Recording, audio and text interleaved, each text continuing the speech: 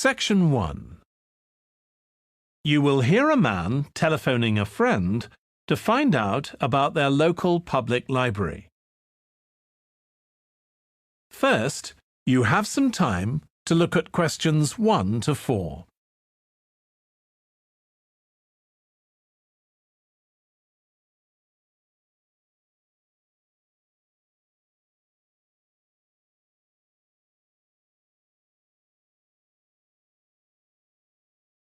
Now we shall begin.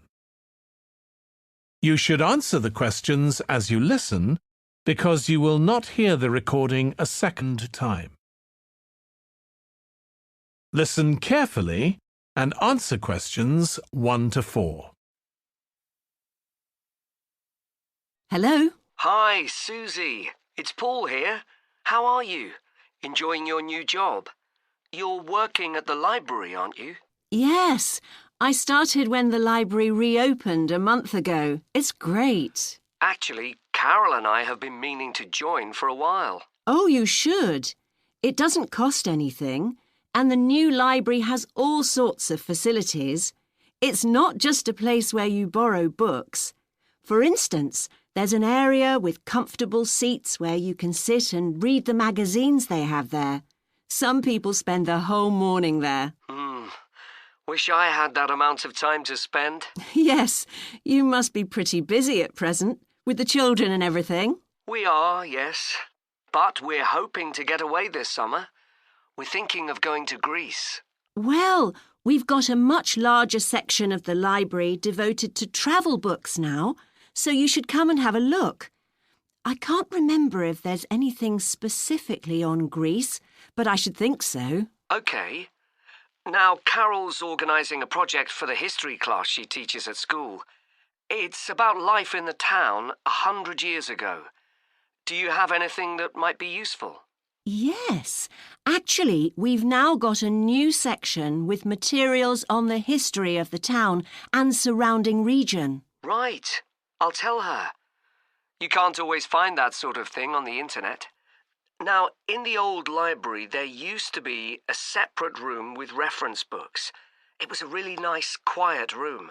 Yes, we've put those books in the main part of the library now, but we do have a room called the community room. It can be hired out for meetings, but at other times, people can use it to study. I might use that. It's hard to find anywhere quiet at home sometimes. I can't remember how old your son and daughter are. We've introduced a special section of fiction written specially for teenagers, but they might be a bit young for that. Yes, they would be. Before you hear the rest of the conversation, you have some time to look at questions 5 to 10.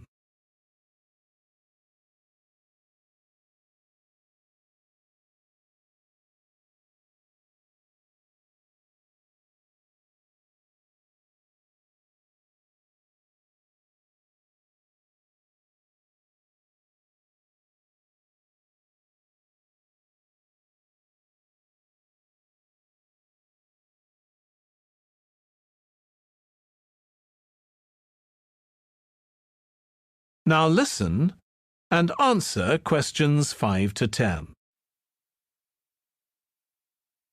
Well, we do have lots of activities for younger children. Yes? For example, we have a science club. At the next meeting, they're going to be doing experiments with stuff that everyone has in the kitchen, sugar and flour and so on. They might be interested, yes. And we have a competition for children called Reading Challenge. That doesn't begin until after the end of term. They have to read 6 books and they get a certificate if they manage it. So that gives them something to do while they're on holiday, instead of getting bored. That's the idea. And there's special activities for adults too. On Friday, we have a local author called Tanya Streep, who's going to be talking about her new novel. It's called Catch the Mouse, and she based the story on a crime that actually took place here years ago. Right. We're not free on Friday, but I'll look out for the book. Now, this probably isn't for you, but we do have IT support available for members. We get quite a few older people coming along who are wanting to get up to speed with computer technology. It's on Tuesday mornings. They don't need to make an appointment or anything. They just turn up. Well, my mother might be interested. I'll let her know. OK. And there's another service which you wouldn't expect from a library, which is a free medical checkup. The hospital arranges for someone to come along and measure the level of sugar in your blood, and they check cholesterol levels at the same time. Really? Yes, but that's only for the over 60s, so you wouldn't qualify. OK. Well, I'll tell my mother. She might be interested. What other information? Well, we do have a little shop with things like wall charts and greetings cards, and also stamps, so you can post the cards straight away, which is really useful. Yeah. Well, I'll bring the children round at the weekend and we'll join.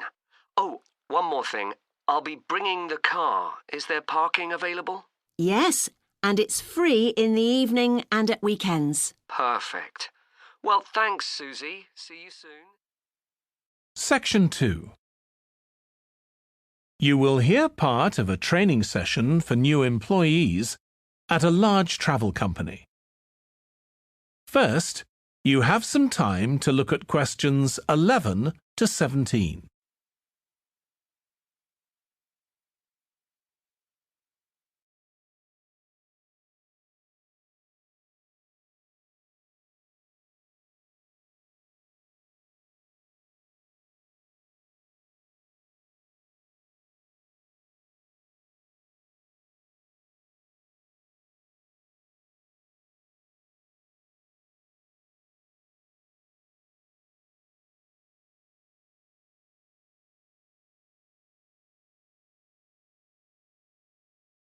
Now listen carefully and answer questions 11 to 17. In this session in your training day, we're going to look at some of the more specialized holidays we offer at BC Travel. Now, the travel business is very competitive, and it's important to be aware of how the market's changing and developing. In terms of age groups, the over 65s are an important market, and one that's increasing steadily year on year. The fewest holidays are taken by the 31 to 42-year-olds, and that figure shows no sign of rising. The biggest market at present is still the youngest group, the 16 to 30s, but this group's also seen the biggest drop over the last few years, whereas there's a noticeable growth in the number of holidays taken by the 55 to 64-year-olds. As far as the 43 to 54-year-olds are concerned, bookings there are steady, but I have to say we haven't seen the increase we expected. One trend we're noticing with nearly all age groups is the growing popularity of holidays in which clients do some kind of specialized activity. I'm not talking here about adventure holidays where clients take part in high-risk activities like white water rafting just for the thrill of it. Activity holidays usually involve rather less high-risk sports or things like art and music.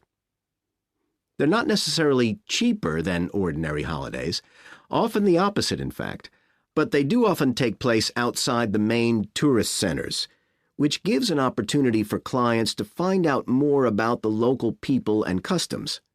And many say this is one of the most positive features of these holidays.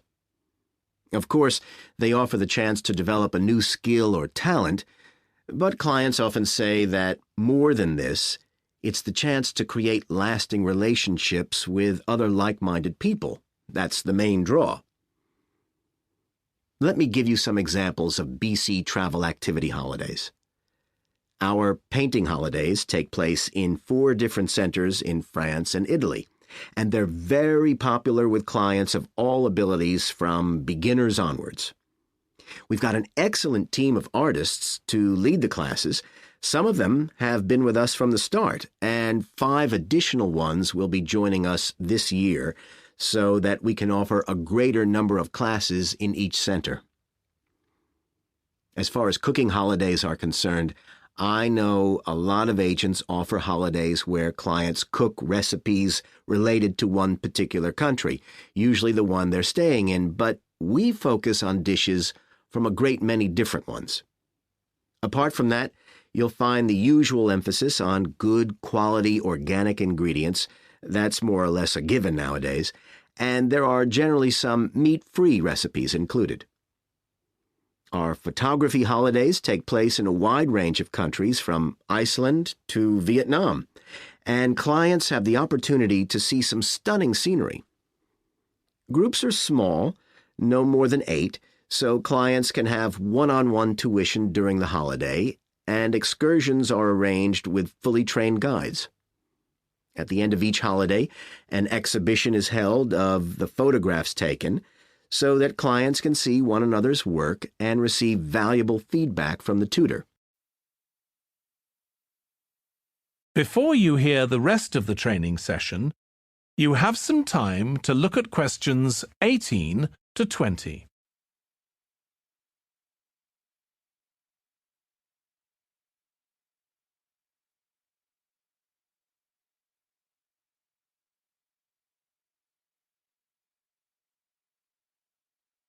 Now listen and answer questions 18 to 20. Finally, let me tell you about our fitness holidays. In Ireland and Italy, we run one-week general fitness classes for all ages and levels of fitness. Clients start the course with a consultation with a trainer, and together they draw up an individual program. As well as improving general fitness, clients find that they end up losing much of the stress they've built up in their daily lives. In Greece, we have a 2-week holiday for clients who want to do something about their weight. This has all the features you'd expect, like a personalized diet program, but one of its most popular features is that the exercise classes are all held on the beach. People say it's far preferable to being in a gym. Finally, we offer several holidays in Morocco. One very popular one is the mountain biking holiday. Bikes are provided, and there are different routes according to people's ability. We offer one which is tailored to the needs of families, which is particularly popular. Okay, so that's about all the time I have today, so thank you very much. Section 3. You will hear 2 tourism students, called Natalie and Dave, talking about the tourism case study they are doing.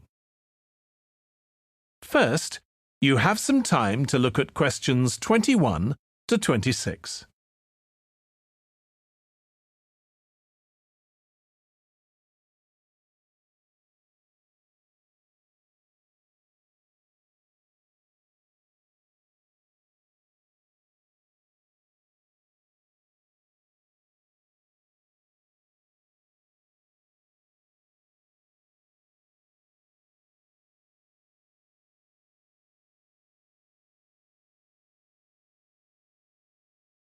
Now listen carefully and answer questions 21 to 26. Dave, I'm worried about our case study. I've done a bit of reading, but I'm not sure what's involved in actually writing a case study. I missed the lecture where Dr. Baker talked us through it. OK, well, it's quite straightforward. We've got our focus. That's tourism at the Horton Castle site. And you said you'd done some reading about it? Yes, I found some articles and made notes of the main points.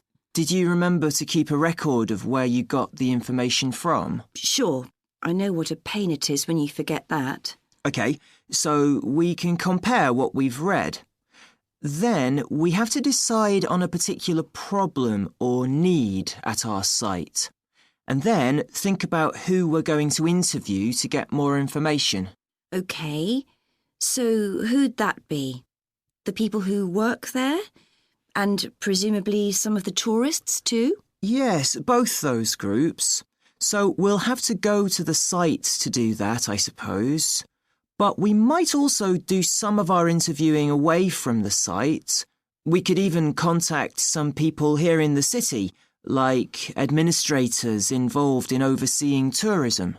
OK, so we'll need to think about our interview questions and fix times and places for the meetings.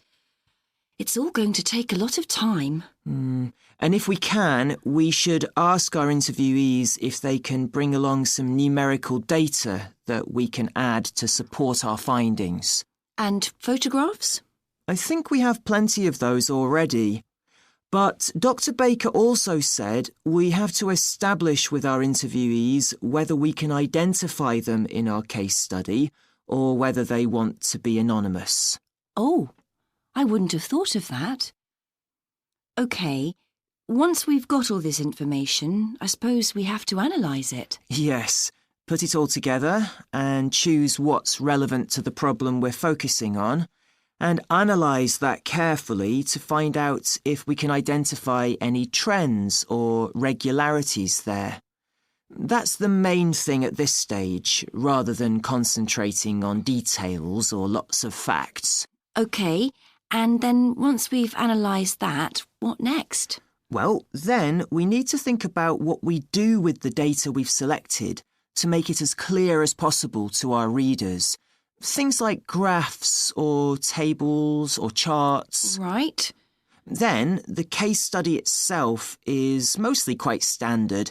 We begin by presenting the problem and giving some background, then go through the main sections.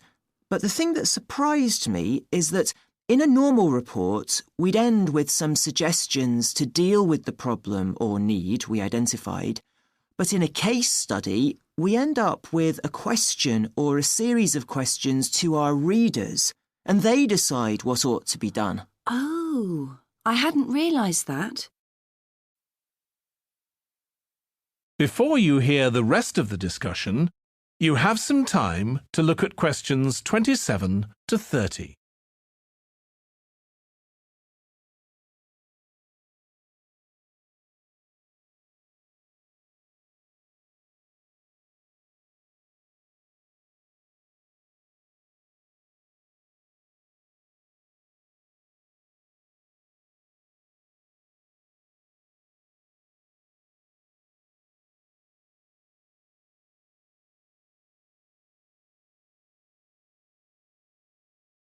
Now listen and answer questions 27 to 30. So, basically, the problem we're addressing in our case study of the Horton Castle site is why so few tourists are visiting it. And we'll find out more from our interviews, but I did find one report on the internet that suggested that one reason might be because, as far as transport goes, access is difficult. I read that too, but that report was actually written 10 years ago when the road there was really bad, but that's been improved now.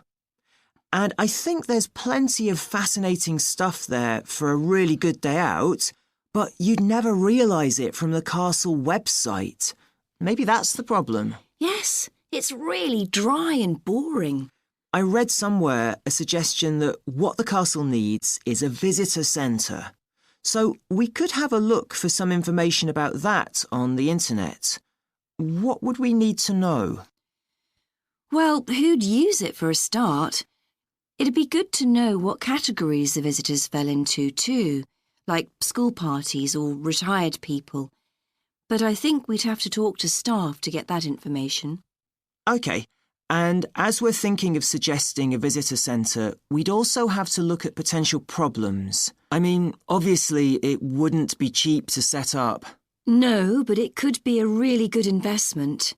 And as it's on a historical site, it'd need to get special planning permission, I expect. That might be hard. Right, especially as the only possible place for it would be at the entrance, and that's right in front of the castle. But it could be a good thing for the town of Horton. At present, it's a bit of a ghost town. Once they've left school and got any skills or qualifications, The young people all get out as fast as they can to get jobs in the city, and the only people left are children and those who've retired. Right. Something else we could investigate would be the potential damage that tourists might cause to the castle site. I mean, their environmental impact. At present, the tourists can just wander around wherever they want. But if numbers increase, there might have to be some restrictions, like sticking to marked ways. And there'd need to be guides and wardens around to make sure these are enforced. Yes, we could look at that too. OK, well, we certainly managed... Section 4. You will hear a lecturer on an environmental studies course discussing how birds are affected by environmental change. First, you have some time to look at questions 31 to 40.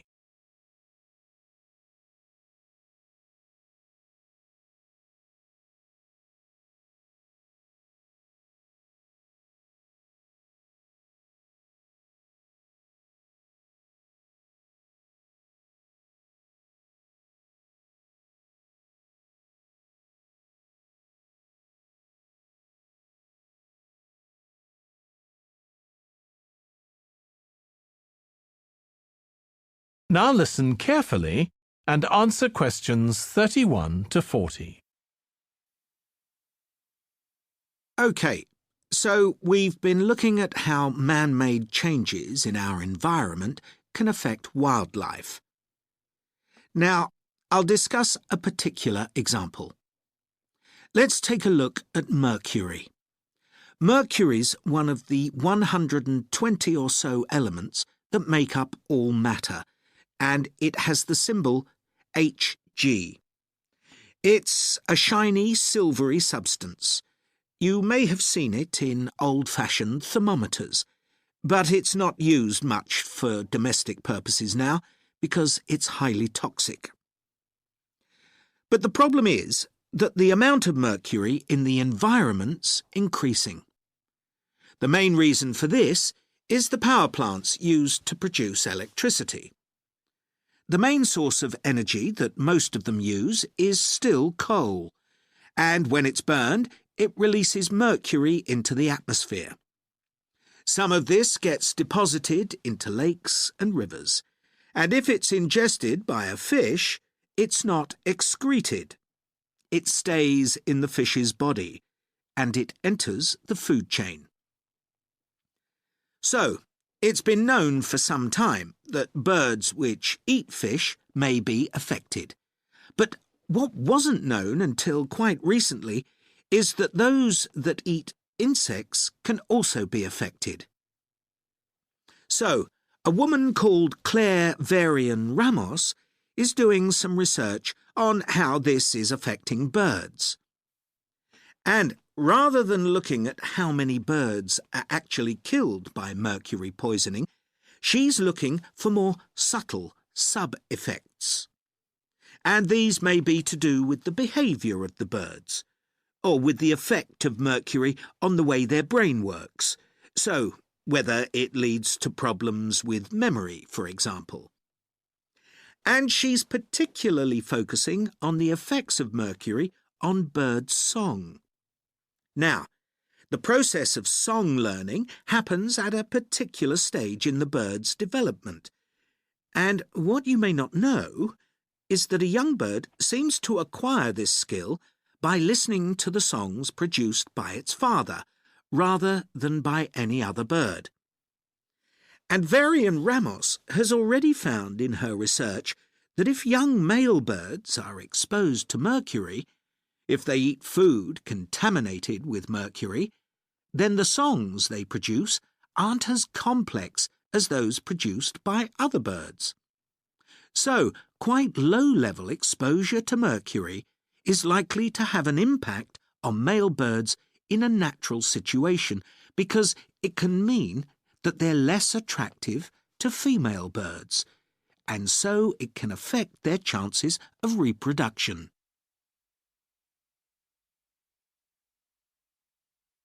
Now, The way she's carrying out this research is worth thinking about. She's using a mixture of studies, using birds kept in laboratories and studies carried out outdoors in the wild. The lab-based studies have the advantage that you don't get all the variables you would in a natural setting. So the experimenter has a much higher level of control, and that means they can be more confident about their results in some ways. And of course, they don't have to worry about going out and finding the birds in order to observe them. So, what are the implications here for humans? Well, because many birds are migratory, they may be transporting mercury far from contaminated sites. For example, it's been found that ducks who'd been feeding at a contaminated site were later shot by hunters over 1,000 kilometres away and presumably eaten. But these birds likely had mercury levels high enough to warrant concern for human consumption. In addition, going back to song learning by birds, we saw that this may be affected by mercury contamination.